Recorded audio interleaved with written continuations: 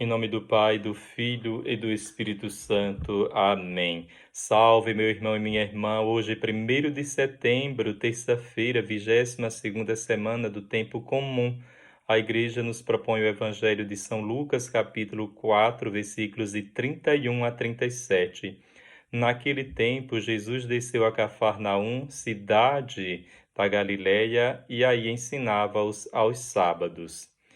Ontem meditávamos Jesus na sua terra, Nazaré da Galileia, onde ali foi criado, e naquela cidade Jesus não foi bem recebido. Um profeta não é bem recebido na sua pátria. E ao contrário de Nazaré, em Cafarnaum, Jesus tem uma recepção calorosa. Grande parte das façanhas, dos milagres de Jesus ocorreu em Cafarnaum. A mesma palavra que enternece uns, endurece outros. Se em Nazaré os corações ficaram endurecidos diante da palavra de Jesus, em Cafarnaum os corações se enternecem, se abrem para a palavra do Mestre.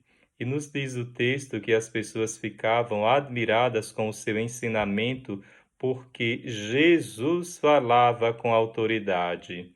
Mais uma vez, as pessoas se encantam com Jesus.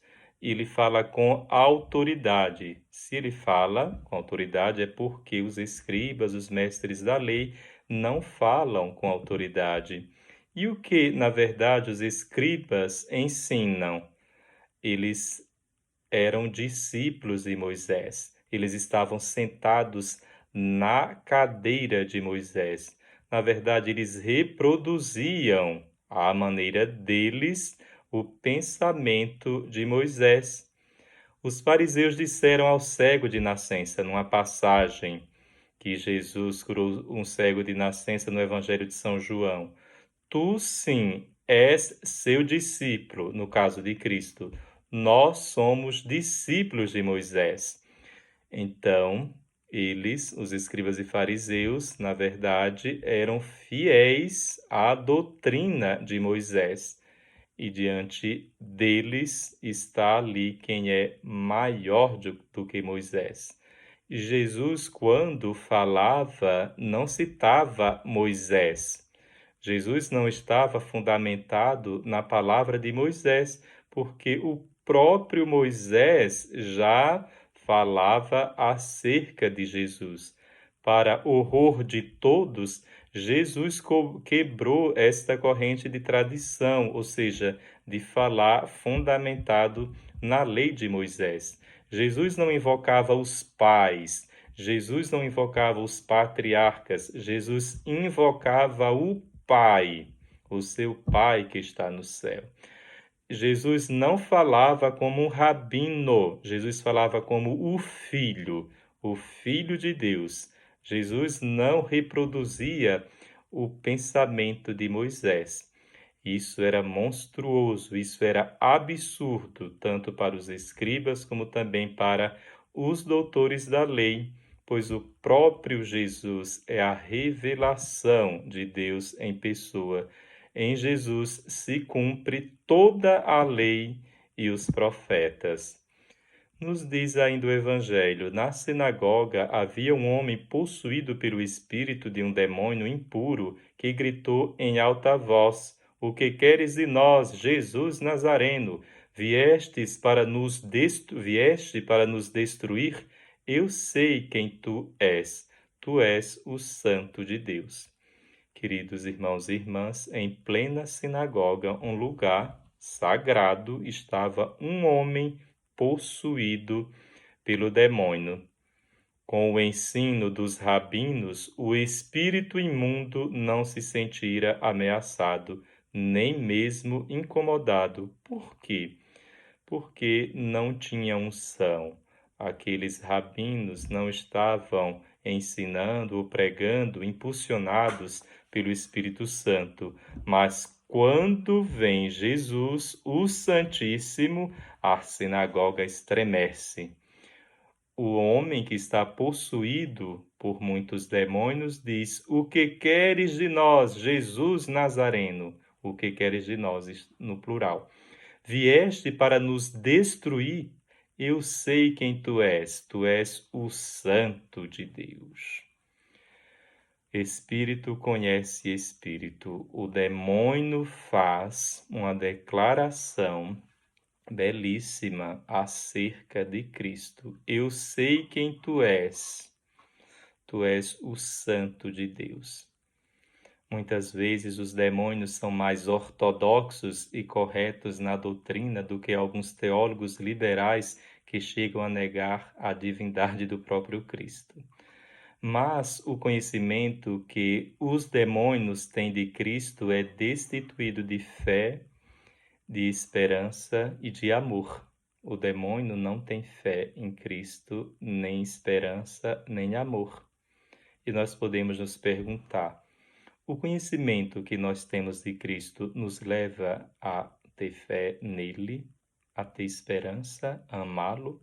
É importante que nós reflitamos. O conhecimento que nós temos do demônio faz com que nós o odiemos? Amados irmãos e irmãs, Jesus veio varrer a sinagoga. O que queres de nós, Jesus Nazareno? Vieste para nos destruir? A própria sinagoga estava sendo visitada, habitada por aquele homem com espíritos impuros. Significa que é o próprio judaísmo, o judaísmo que não consegue afastar as forças hostis do mal. Só Jesus mesmo, para varrer a sinagoga, para limpar, como mais tarde fará também com o templo. Jesus o ameaçou dizendo: cala-te e sai dele. Temos aqui o exorcismo. Então o demônio lançou o homem no chão, saiu dele e não lhe fez mal nenhum. O espanto se apossou de todos e eles comentavam entre si: que palavra é essa? Ele manda nos espíritos impuros com autoridade e poder, e eles saem. Que palavra é essa? Eles nunca tinham ouvido isso. Ele manda nos espíritos impuros com autoridade e poder, diferentemente dos escribas, dos doutores da lei, que não tinham essa autoridade nem esse poder. Ali está Deus. É o próprio Cristo que se manifesta como Deus. E a fama de Jesus se espalhava em todos os lugares da redondeza. Para Jesus, o judaísmo tinha deformado Moisés, violado a vontade original de Deus.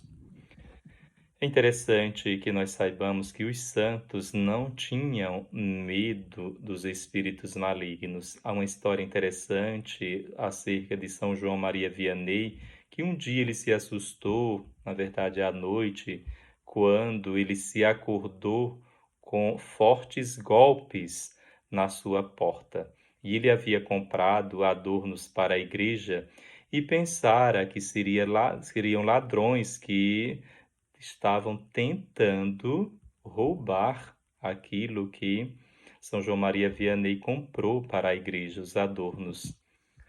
E ele logo ficou tranquilo quando se deu conta de que se tratava de demônios golpeando a porta. E ficou muito tranquilo, muito calmo, porque ele não tinha medo de Satanás. Conta-se também que São Procópio arava os campos com o diabo no lugar dos cavalos. É um episódio simbólico. Um santo obriga o mal a colaborar com o bem. Como diz São Paulo na Epístola aos Romanos, tudo concorre para o bem daqueles que amam a Deus. Inclusive, Satanás se coloca até a serviço quando nós fazemos a vontade de Deus. Santo Agostinho compara Satanás a um cachorro azedo amarrado numa corda curta. Ele só morde quem passa perto. Amados irmãos e irmãs, nós estamos também numa igreja e é importante que nós nos perguntemos: precisamos da purificação? Precisamos que Nosso Senhor afaste de nós espíritos malignos? Lembrando que o exorcismo não é apenas no sentido físico do termo. O demônio não só age no sentido de possessão, com espasmos, gritos. O demônio muitas vezes se manifesta da forma mais sutil possível. Quando Judas saiu para entregar Jesus, nos diz o texto que Satanás entrou nele. E é importante que saibamos que a forma mais sutil do demônio agir é dessa forma, sem espasmos, sem você ser possuído no sentido físico ou psíquico. E que Nossa Senhora nos ajude cada vez mais a estar atentos às palavras do seu filho, para que nós possamos ouvir sua palavra e fazer com que ela opere mudanças na nossa vida.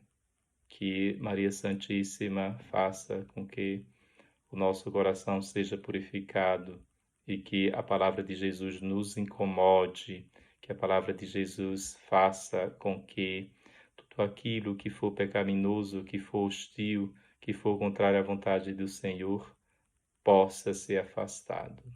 Abençoe-vos Deus Todo-Poderoso, Pai, Filho e Espírito Santo. Amém.